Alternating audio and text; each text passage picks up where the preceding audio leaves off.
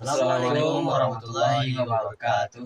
Perkenalkan, nama saya Arif Rahman Effendi. Dan saya Muhammad Iman. Dan saya Muhammad Syed Fadil. Kami dari kelas 5 IPA 2. Kali ini kami akan membuat tugas kimia mengenai koloid. Sebelum itu, mari kita bahas apa itu koloid. Baiklah, pembahasan yang pertama yaitu sifat-sifat koloid. Koloid adalah campuran heterogen, sehingga koloid terdiri dari dua fase zat yang berbeda. Pasangan dua fase itulah yang membedakan jenis koloid.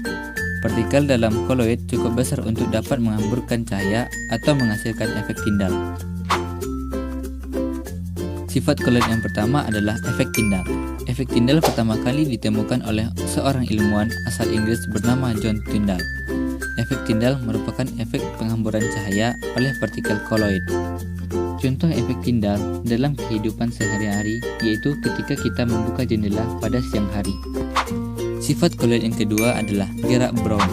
Pada tahun 1827, seorang botanis asal Skotlandia bernama Robert Brown berhasil mengamati gerakan partikel koloid. Ia menemukan secara mikroskopis partikel-partikel koloid akan bergerak secara acak dengan jalur zigzag dalam medium pendispersi.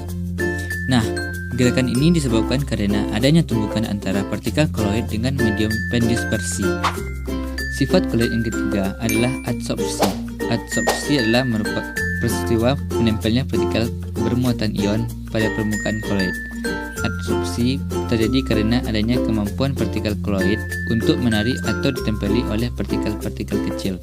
Kemampuan untuk menarik ini disebabkan karena adanya tegangan permukaan koloid yang cukup tinggi. Sifat koloid yang keempat adalah koagulasi. Koagulasi adalah proses rusaknya sistem koloid yang ditandai dengan proses pengempalan akibat terbentuknya partikel-partikel yang lebih besar ukurannya daripada ukuran koloid. Itulah beberapa pembahasan mengenai sifat-sifat koloid. Pembahasan yang kedua adalah cara pembuatan koloid pada agar-agar. Cara yang pertama, masukkan air 4 gelas dengan takaran 1 gelasnya 150 ml. Cara yang kedua, masukkan 2 sendok makan gula pasir sambil diaduk. Kemudian, masukkan Nutrijel, aduk sampai merata dan tunggu sampai mendidih.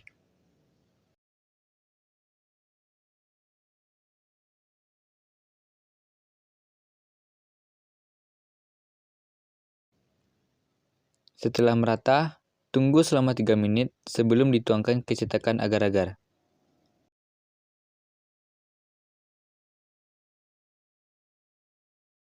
Tunggu beberapa saat sebelum agar-agar disajikan. Dan agar-agar pun siap disajikan.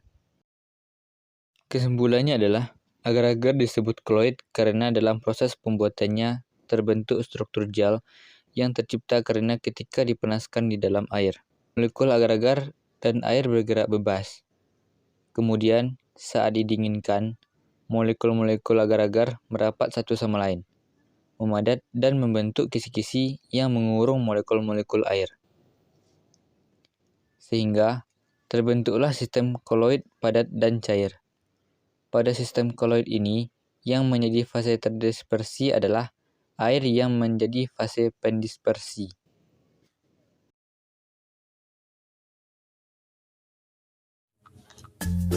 Berikut alat dan bahan yang digunakan untuk pengujian efek Tyndall.